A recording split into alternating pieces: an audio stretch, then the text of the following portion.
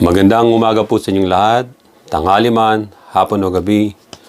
Ako po muli ang inyong kapatid, kaibigan na si Brother Joe dito sa Karaoke, Pananampalataya at Katotohanan.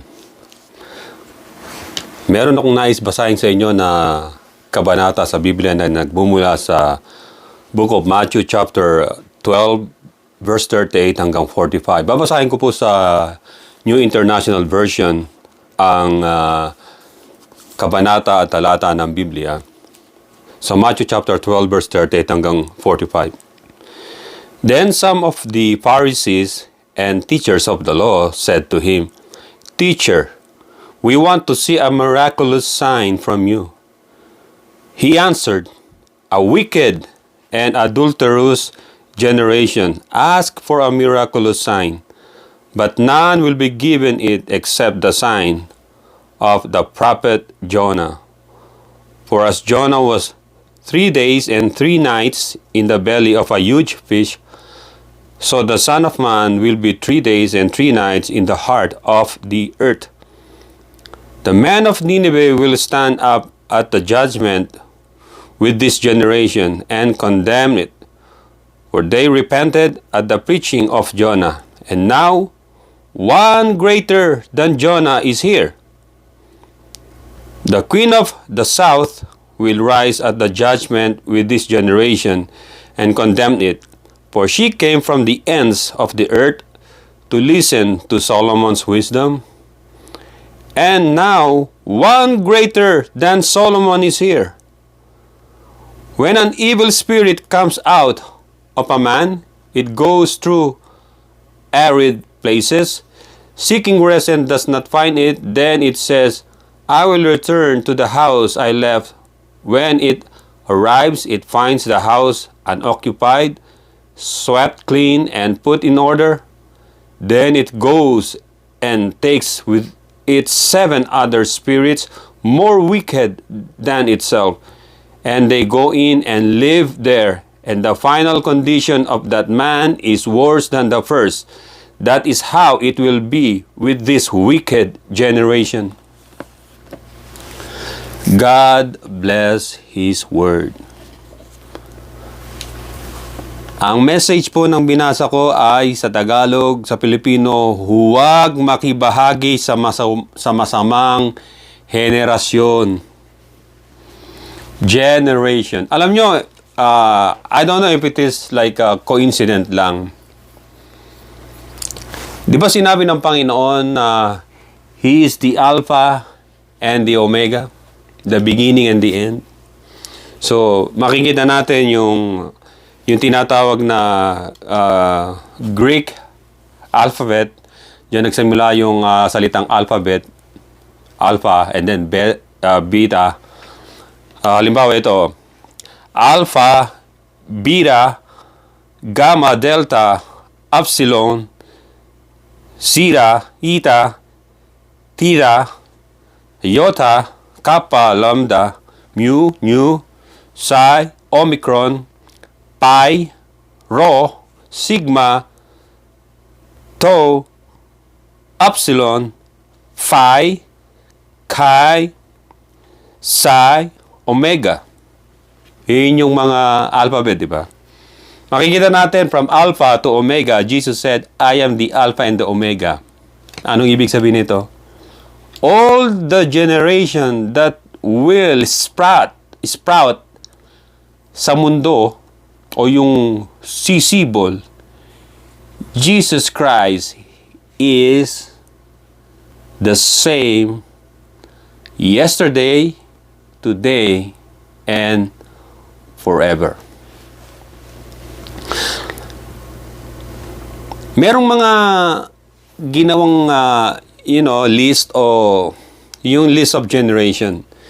Yung mga pinanganak ng 1901 hanggang 1927, so 26 years, yun ang tinatawag na the greatest generation. Kasi doon na imbento yung maraming mga invention like cars, airplanes, yung tinatawag na yung computer na mechanical pa lang.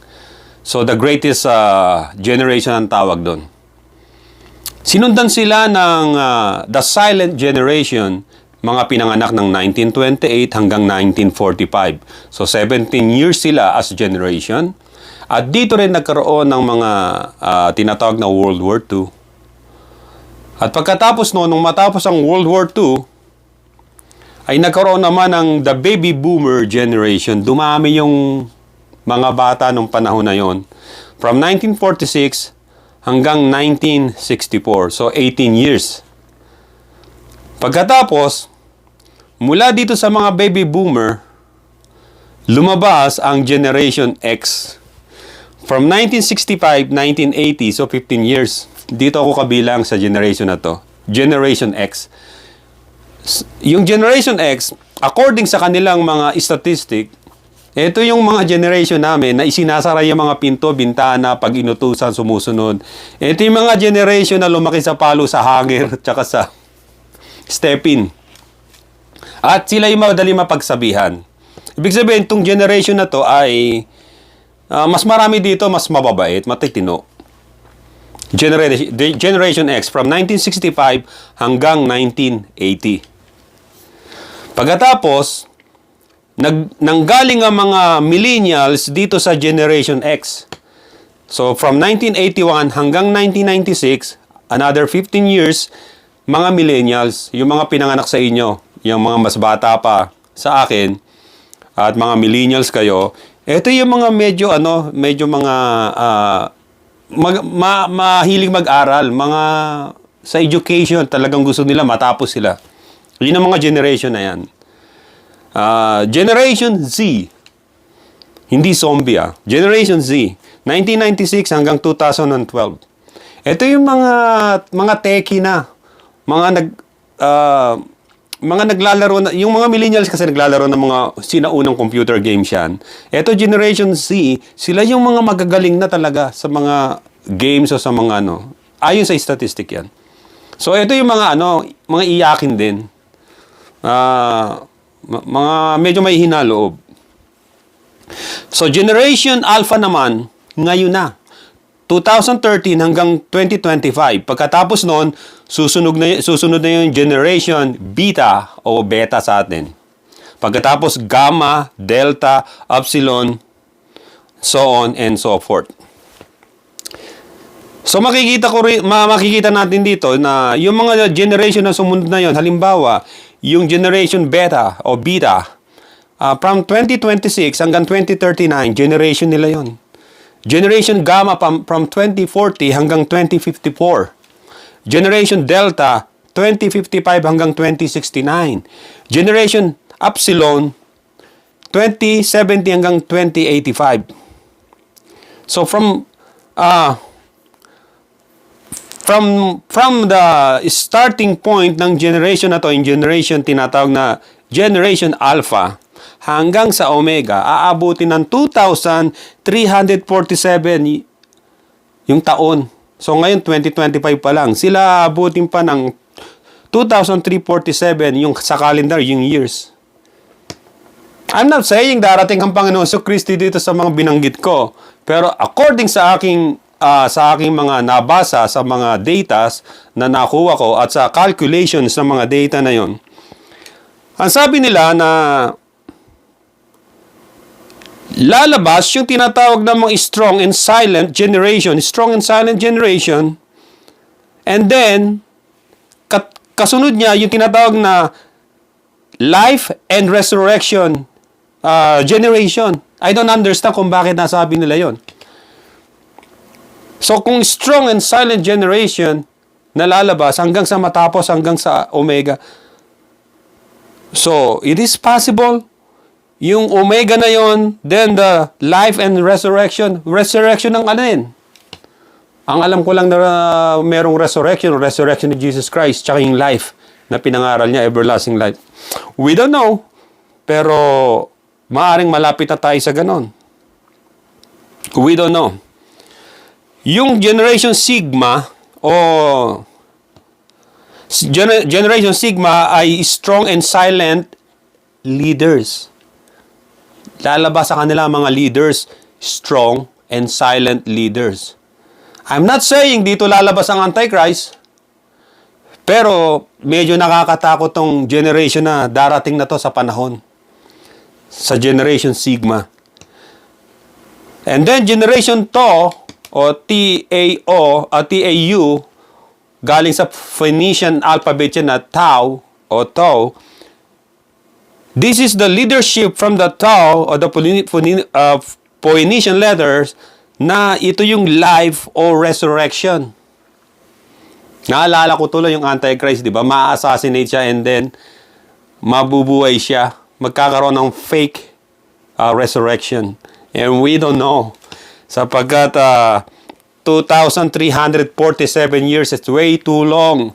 Wala na tayo sa mundong ito, mga generation nating Generation X, Generation Millennials, Generation Z, Generation Alpha, at yung mga susunod kung dumating man to. So, hindi natin alam, pero what I know, sa binasa natin, ang sabi rito, ay huwag makibahagi sa masamang henerasyon. That's the point.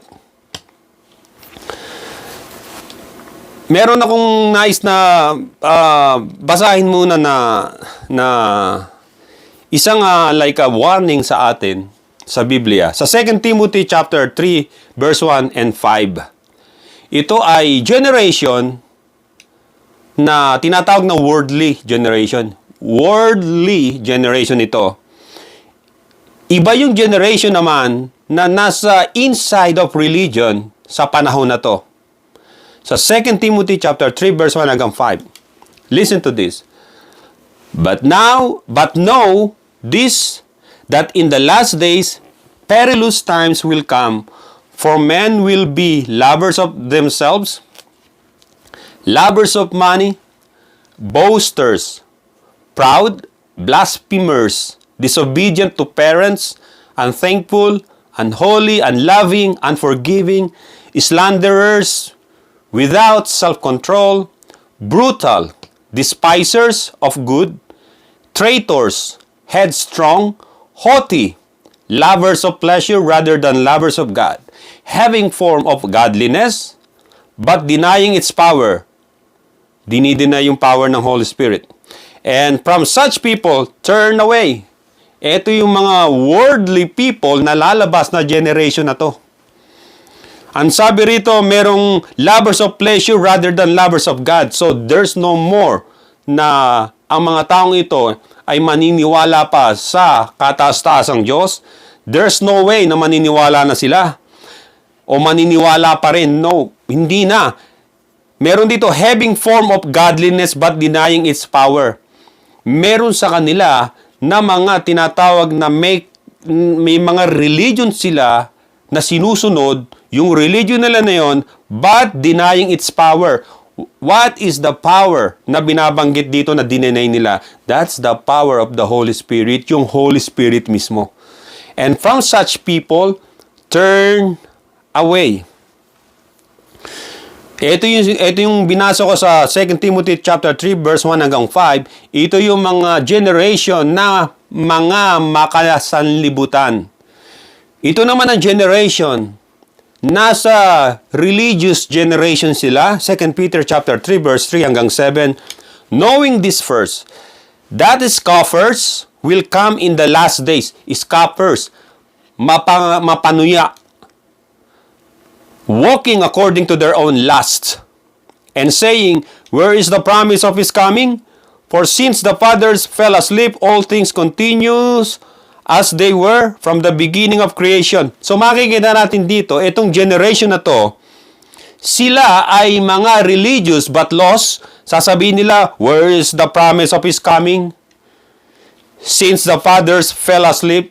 So yung mga ninuno nilang mga dating naniniwala sa Diyos at nagbabasa ng Biblia, ang sabi rito, all things continue as they were from the beginning of creation. So itong mga taong ito, meron silang tinatawag na paniniwala dati sa creation, sa paglalang ng Diyos. For this day we fully forget that by the word of God, the heavens were of old, and the earth standing out of water, and in the water by which the word that then existed perish, being flooded with water. But the heavens and the earth which are now reserved for fire until the day of judgment and perdition of ungodly men. Ito na yung mga ungodly men. Mga nakapasok ito sa tinatawag na religion. They were using religion. Makikita na natin sa panahon ngayon ganyan. They had the form, meron silang form ng religion but denying its power. They absolutely denied the Holy Spirit. Ito yung mga taong nag-reject sa banal na Espiritu ng Diyos. So, mabalik tayo rito sa topic natin. Makikita natin nung binasa natin kanina sa Matthew chapter 12 verse 40. Binigyan ng importansya ng Panginoong Jesucristo ang tinatawag na dalawang tao na magiging basihan natin kung bakit ang generation na sinasabi ng Biblia na huwag makibahagi sa anumang masamang henerasyon. Makikita natin dito kung yung binasa natin, ang generation ng Panginoong Jesucristo, yung inabutan niya, yung mga nagpako sa kanya sa krus, yung mga nagpahirap sa kanya, tinawag na Panginoon na sila ay wicked generation. Yung generation ng mga Pharisees na yon. Yung generation na yon ay tinatawag niya ng mga wicked generation. Wicked and adulterous generation. Adulterous, nakikiapid, ibig sabihin, yung Diyos ng mga Pharisees na to, ng mga religious leader noon, ay hindi mismo ang Diyos na si Yahweh. At sila mismo ay mga adulterous, yung mga Pharisees na yon. May kanya-kanya silang mga babae sa buhay nila. That's the point na kaya sinabi ng Panginoon, wicked and adulterous generation, yung panahon na naabutan ng Panginoon nung bumaba siya. Kaya binanggit dito ng Panginoon, nagbigay siya ng kasagutan o susi, key of knowledge. Anong generation? Anong importansya nito o important nito sa buhay nating pananampalataya sa Kanya? Ang sabi rito, look at the sign of the prophet Jonah. Let's understand, unawain natin ang sign kay Prophet Jonah. Matthew chapter 12 verse 40, for Jonah was 3 days and 3 nights in the belly of a huge fish. So the Son of Man will be 3 days, 3 nights in the heart of the earth. Si Jonah, ang ginawa niyang example sa atin, si Jonah ay isang kilala na propeta, minor prophet, noong panahon na yon. Alam natin na kasaysayan niya, di ba? Inutusan siya ng Diyos na pumunta sa Nineveh para mangaral, pero ang ginawa ni Jonah, pumunta sa Tarshish, papuntang Spain. At doon, nagkaroon ng bagyo. Wala na silang magawa, kundi ihagi si Jonah doon sa tubig at biglang tumigil yung bagyo. Bakit si Jonah ang naging example? Si Jonah, kinakailangan pang hagi sa tubig para tumigil yung bagyo o yung alon na malakas. Basahin natin dito, itutuloy natin ng basa rito. Ang sabi rito, verse 40 ng Matthew chapter 12, verse 40, for as Jonah was 3 days and 3 nights in the belly of a huge fish, so the Son of Man will be 3 days and 3 nights in the heart of the earth. The man of Nineveh will stand up at the judgment with this generation, which is the wicked and adulterous generation, and condemn it, for they repented at the preaching of Jonah. Ito yung sinabi ng Panginoon. And now, one greater than Jonah is here. Sinabi ng Panginoon, meron pang higit na dakila kay Jonah ang naririto ang tinutukoy niya ang sarili niya. Si Jonah, kaya huminto yung bagyo sa dagat, ay inihagis siya. Si Jesus Christ, nung bumagyo doon sa Sea of Galilee, nagkaroon ng malakas, sudden, like big waves, natutulog siya sa likuran ng bangka. Kung mababasa ninyo yun, ginising siya ng mga alagad. You don't care, O Lord, lulubog tayo. Anong ginawa ng Panginoon? Sinabi niya, bagyo, huminto ka. O yung squalm kung tawagin. Huminto right that moment. Because Jesus Christ is the Son of the living God. Si Jesus Christ ay hindi appointed, kundi He is the true Son of the living God. Ephesians chapter 4 verse 9. So makikita natin dito na hinalintulad ng Panginoon yung nangyari kay Jonah sa ilalim ng tiyan ng isdang malaki na nandun siya ng 3 days. And then the Bible says in yung binasa natin sa Matthew chapter 12 verse 40, Jesus said, "So, the Son of Man will be 3 days, 3 nights in the heart of the earth." Pero kung bibilangin natin, si Jesus Christ namatay ng Friday. That's 3 o'clock, Friday. So lumipas ang gabi, just 1 night. Kinabukasan, Saturday, lumipas ang gabi, that's 2nd night. And then, madaling araw ng Sunday, siya'y nabuhay. Ayun ang hinahanap ng iba. Sabi, bakit kulang yata? Alam nyo, sa Biblia kasi, meron tinatawag na hermeneutics. Yung binabanggit dito na 3 days and 3 nights sa belly ng isda, si Jonah, at ang mangyayari naman sa Son of Man kay Jesus Christ, 3 days, 3 nights in the heart of the earth. Dun sa libingan. Basahin ko muna sa Ephesians chapter 4 verse 9. Now this, He ascended. What does it mean? But that He also first descended into the lower parts of the earth. He who descended into earth is also the one who ascended far above all the heavens that He might fill all things. Yung ascension niya na yon, yung binabanggit doon. Si Jesus Christ, ang ating Panginoon, nung siya ay namatay sa krus ng Kalbaryo at inilibing, nanatili siya sa libingan ng Friday night, Saturday night, and then early morning ng Sunday, muli siyang nabuhay.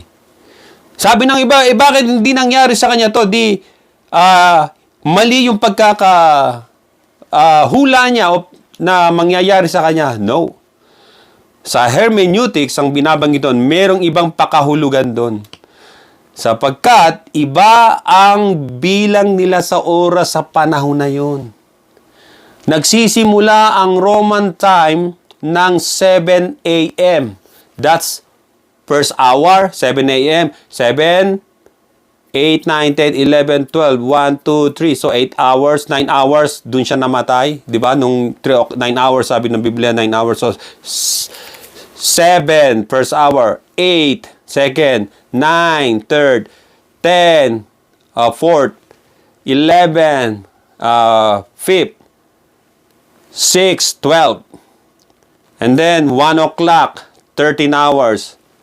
And then 2 o'clock,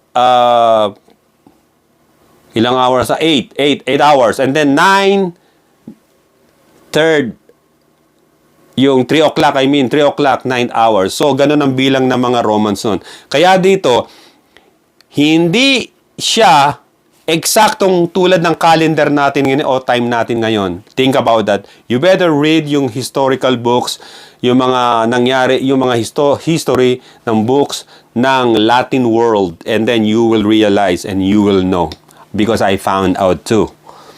So, dito makikita natin dito na si Jesus Christ, He went to the lower parts of the earth, which is the abodement ng mga dead souls nung panahon pa ni Adam, ni Abel, yung mga matutuwid na tao rin doon. And then, sa kabilang abodement na yun, nandun naman yung mga makasalanang hindi naniwala kay Noah nung mangaral siya na babaha.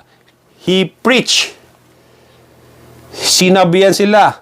Parang ano yan, in-scold ng Panginoon. Hindi kayo maniwala. Kaya nandito kayo ngayon. Subalit ang inalis lang ng Panginoon doon ay yung mga nandoon sa tinatawag na Abraham bosom. At dinala sila nung paakit na sa langit, sa ascension niya, yung mga tao na yung mga espiritu niya. Hindi nakita ng mga alagad at apostol, yung mga kasama niya na yon na nasa paikot niya, dahil mga espiritu silang nakita lang nila ang Panginoon nasa langit. Either yung mga espiritu ng mga tao na yun ay nandoon na sa mga alapap din. At yung mga angels din nakapaikot. Kasi babalik ang Panginoon with thousands of His saints and angels.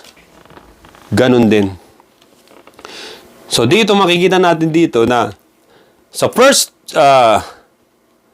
First Peter chapter 3 verse 9 at dito sa Psalms 139 verse 14 hanggang 15.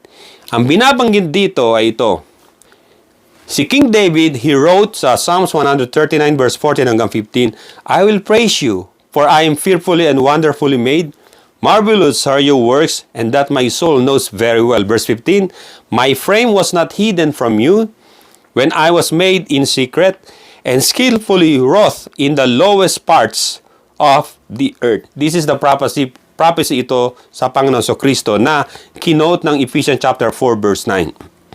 1 Peter chapter 3 verse 19, by who also he went and preached to the spirits in prison.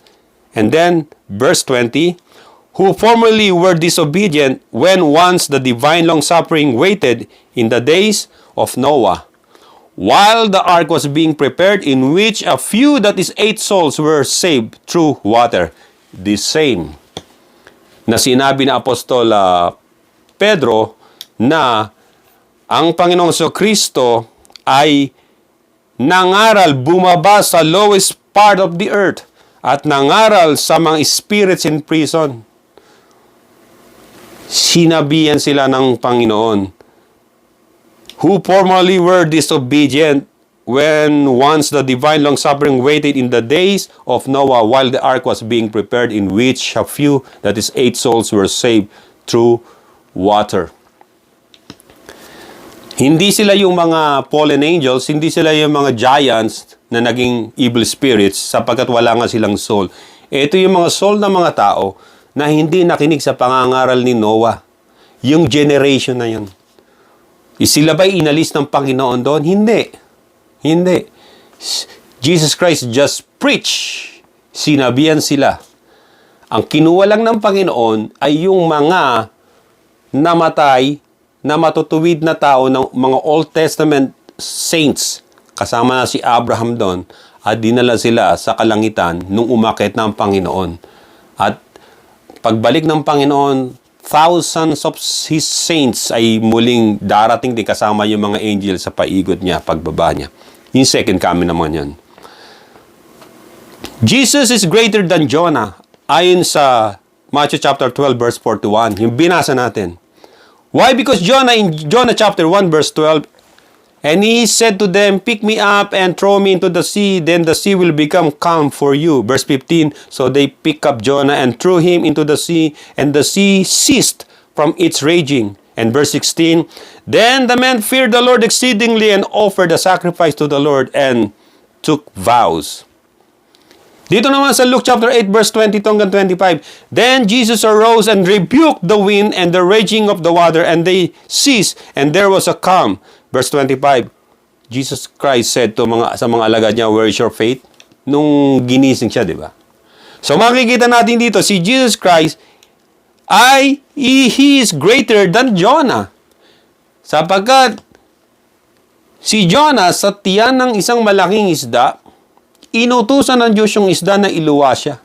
Si Jesus Christ sa loob ng libingan, siya'y nabuhay. Binuhay siya ng Espiritu Santo, binuhay siya ng Ama, at binuhay niya ang sarili niya. Makikita niyo sa Bible yun, maging sa Book of Romans din. Si Jesus Christ, nung pinatigil niya yung bagyo, sa isang salita lang. Si Jonah, para tumigil ang bagyo, itinapon sa dagat. So makikita natin, who's the greater? Who is the greater sa dalawang ito? Si Jesus Christ, because Jesus is greater than Jonah as Son of Man, as man.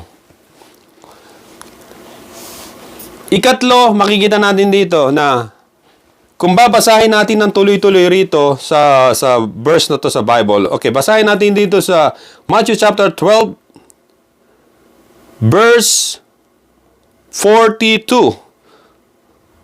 The Queen of the South, which is the Queen of Sheba, Ethiopia. The Queen of the South will rise at the judgment with this generation and condemn it, for she came from the ends of the earth to listen to Solomon's wisdom. And now, one greater than Solomon is here. Si Jesus Christ is greater than Solomon. Saan nakilala si Solomon? Sa talino, di ba? Sabi sa talino. Maaalala ninyo yung dalawang babae na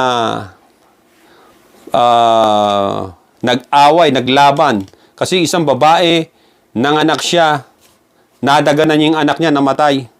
Pagkatapos, kinuha yung anak ng magkasama sila sa isang bahay, yung buhay na bata, kinuha. Nagreklamo yung isang ninakawan ng anak. Nagpunta sila ngayon dito kay Solomon. Ano ko yan? Hindi mo anak, ano ko to? Yung tunay na ina. Alam niya na anak niya yon.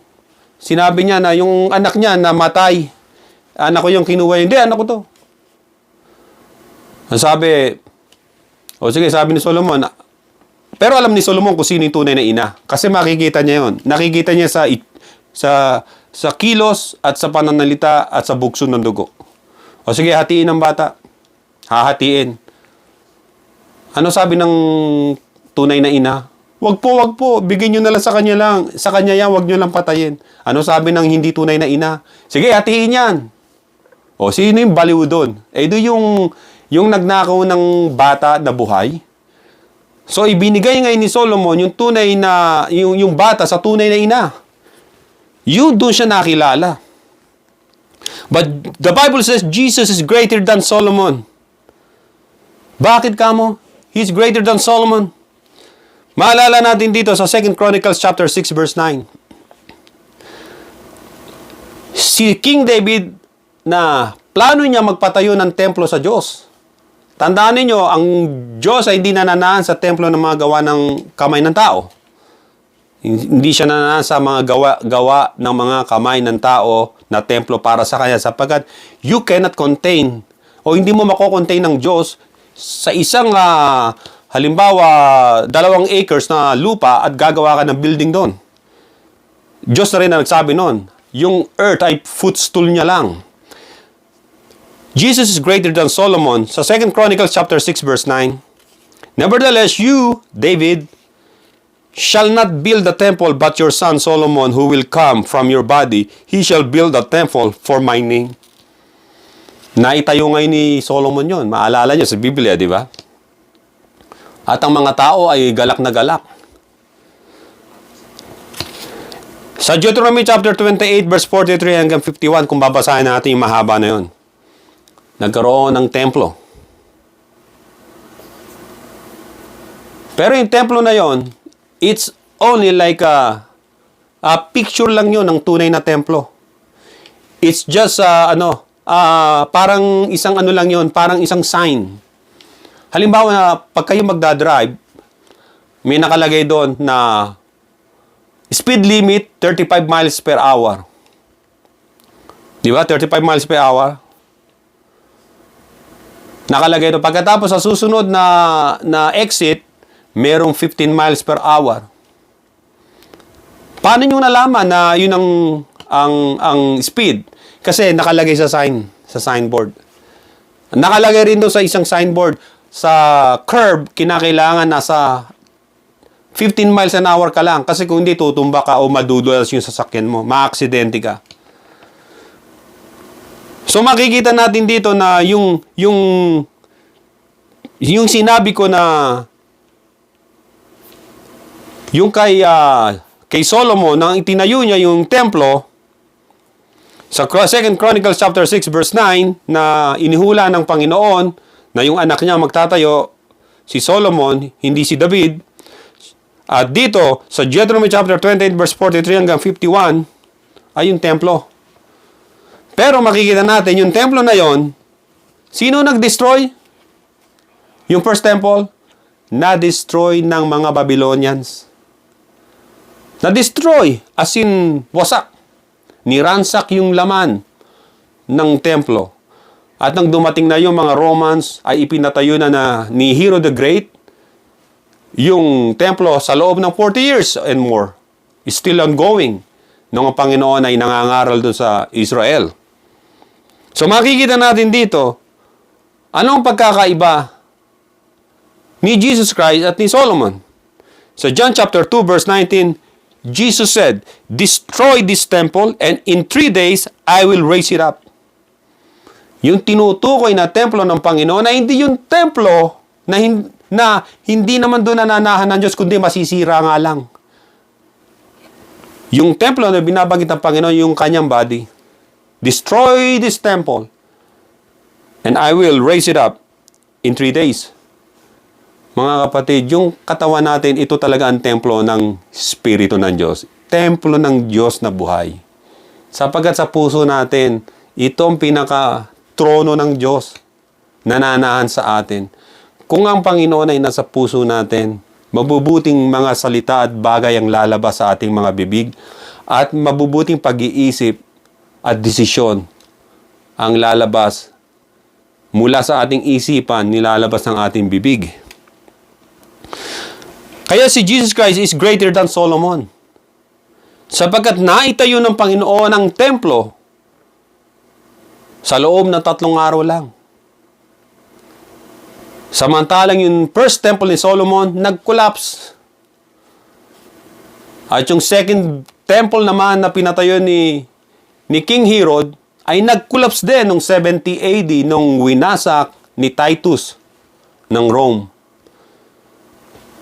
So, Jesus Christ is greater than Solomon. Sapagkat sinabi ng Panginoon na ang Diyos ay mananahan na sa ating mga sariling katawan at puso natin sapagkat ito na ang templo ng Diyos.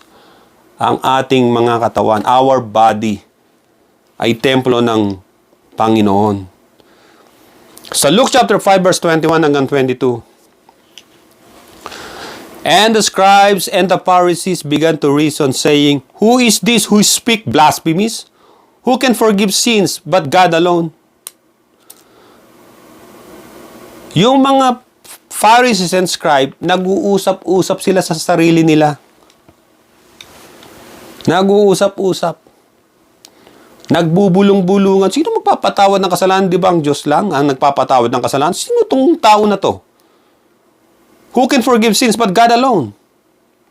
Sino tong nagbablaspheme na to? Akala nyo talaga yung mga religious leader na yon na wicked and adulterous generation ay talagang concerned sa Diyos? Hindi.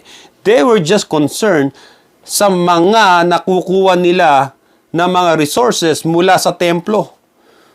Yung mga pananamit nila, nilalagyan ng mga decorative na precious stone and gold. Gusto nila sa mga imbitasyon, sa mga kainan, meron silang sariling upuan nila na mas mataas pa sa mga imbitado.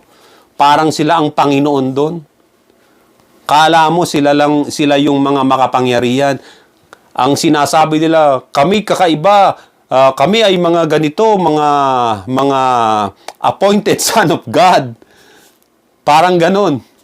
Mga baliw, mga nabaliw. Alam natin isa lang ang Son of God at wala nang iba pa na pwedeng mag-angkin ng kalagayan bilang Son of God because ang Son of God, He came from the Godhead. From the triune God. From the one true God. From the eternity, from everlasting to everlasting. Hindi pwedeng isang tao na ipinanganak sa earth at may tatay at nanay at lolo't lola ay maging Diyos. Because God cannot be mocked. Whatever a man sow, he will also reap. Dito sa Amerika, makikita ninyo may mga, alam nyo yung mga stand-up comedians, inaalimura si Jesus Christ. Yung isang stand-up comedian na babae, nakalimutan ko lang pangalan, napanood ko lang eh. Sa balita rin noon, tsaka nasa YouTube na. Stand-up comedian siya. Sabi niya, special daw siya sa Diyos. Mas ano siya, mas special siya kaysa kay Jesus Christ at kaysa sa kung sino man tao raw. Eh, biglang nag-collapse siya. Hinampas siya ng Diyos. Tumba siya, nangisay siya ron. Tapos nung na-hospital siya, wala pa rin kadala-dala nagsasabi na coincident lang daw. That's not coincident. Next time, kapag ang isang tao ay tinapik na ng Diyos, dahil pagsasabi niya na siya ay anak ng Diyos, siya ang Son of God, siya ang may-ari ng universe, here comes the true one God na magpapunish sa'yo at sa mga taong naniwala sa'yo. Because God, the true God, cannot be mocked. Hindi pwede siyang, ang kabayaran ng blasphemy ay kamatayan. Marami na ganyan sa Bible, makikita sa Book of Acts. Maging yung isang Herodes, di ba? Yung Antipas. Sabi ng mga tao, ang nagsasalita ay Diyos. Di ba? Tinaas siya pa kamay niya and then suddenly yung angel ng Diyos, in-strike siya at namatay siya, kisay. Nasa sa Book of Acts yun, mababasa niyo. So, Jesus Christ, ang sabi rito ng Biblia na sa verse 22 ng Luke chapter 5, but Jesus perceived their thoughts. He answered and said to them, why are you reasoning in your hearts? Yung nagbubulong-bulong yung mga Pharisees at mga scribes, sapagkat pinatawad ng Panginoon yung isang taong makasalanan doon. And Jesus Christ said na, why are you reasoning in your hearts? Sapagkat alam ng Panginoon ang iniisip natin, nararamdaman natin, at yung balak nating gawin, even in the future. Ito ang di na kaya ni Solomon, kaya Jesus Christ is greater than Solomon. Sa Matthew chapter 6 verse 27 hanggang 30. Sa verse 27, Jesus said, which of you by worrying can add 1 cubit to his stature? Kapag pala tayo nagwo-worry, parang ganito although hindi ito literal na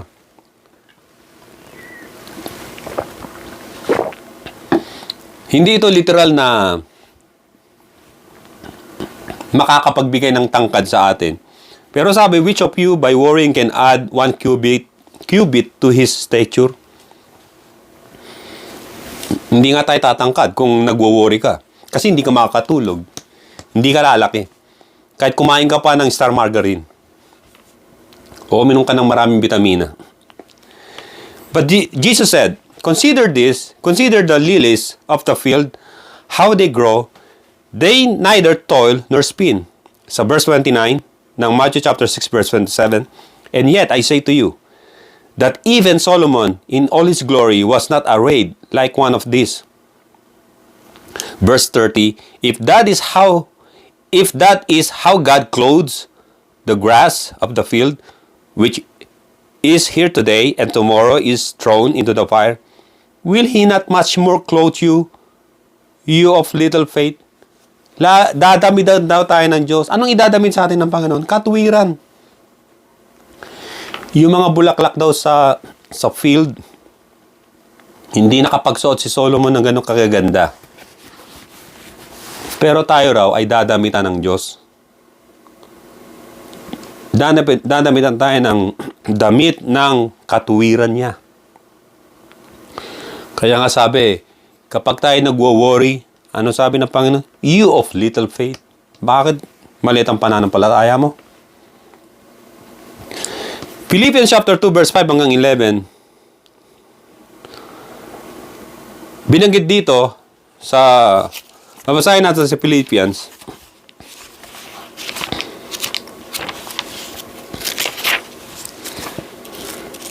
Chapter 2 verse 5 hanggang 11.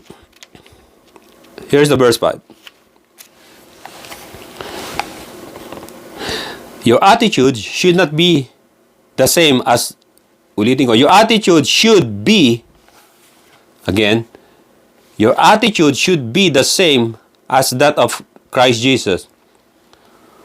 Verse 6, who being in very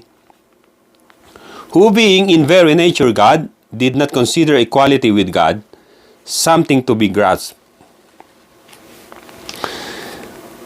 Ang sabi rito, who being in very nature God, did not consider equality with God something to be grasped. Kasi nga nagkatawang tao siya. And the Word became flesh. Ang sabi rito, verse 7, but made Himself nothing, taking the very nature of a servant. Ito nga yung nagkatawang tao siya. Being made in human likeness, and being found in appearance as a man. Nasumpungan siya sa anyong tao. Kaya nga, He is a Son of Man. He is the Son of Man, kaya nga tao, pero hindi tao lang. Kaya siya naging tao dahil nagkatawang tao. Ayon sa kanyang kapangyarihan. He humbled Himself and became obedient to death. Even death on a cross. Kita nyo yung mga nagpapanggap na sila raw yung Kristo.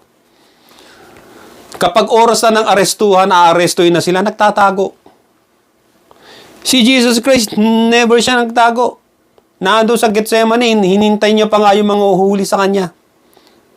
Kahit false accusation, hinarap niya. Because, ang sabi rito, He humbled Himself and became obedient to death. He humbled Himself. Sinabi ba ni Jesus Christ na sa mga tao, nagyabang ba siya? Meron akong eroplano, meron akong helicopter, sapagkat ako ang appointed Son of God? You're right. Si Jesus Christ po, ang sabi rito, and being found in appearance as a man, He humbled Himself and became obedient to death, even death on a cross. Therefore, God exalted Him to the highest place and gave Him the name that is above every name, that at the name of Jesus every knee should bow in heaven and on earth and under the earth, and every tongue confess that Jesus Christ is Lord to the glory of God the Father. Ang sabi rito, sa pangalan ni Jesus, every knee should bow. Sino yung ipinanganak sa Bethlehem? Si Jesus. Sino yung napako sa krus? Namatay at nabuhay na maguli? Si Jesus Christ. Sino yung umakyat sa langit at muli magbabalik? Si Jesus Christ. That at the name of Jesus, every knee should bow in heaven and on earth and under the earth. Lahat ng may tuhod ay luluhod sa Kanya mula sa langit, yung mga angels yun, yung mula sa lupa, sa earth, yung mga tao, yung mga mananampalataya o kung sino mang tao, and under the earth, yung mga nangamatay na at nandun sa tinatawag na Hades, Gehenna, Tartarus, Abyss, at yung tinatawag na grave, o ano man yan. And then every tongue confess that Jesus Christ is Lord to the glory of God the Father. Lahat ng bibig, lahat ng dila, lahat ng tao ay magsasabi na si Jesus Christ ay Panginoon sa kaluwalhatian ng Diyos Ama. Mga kapatid, makikita rin natin dito sa Biblia. Ang sabi dito, let this mind be in you, which was also in Christ Jesus, who being in the form of God,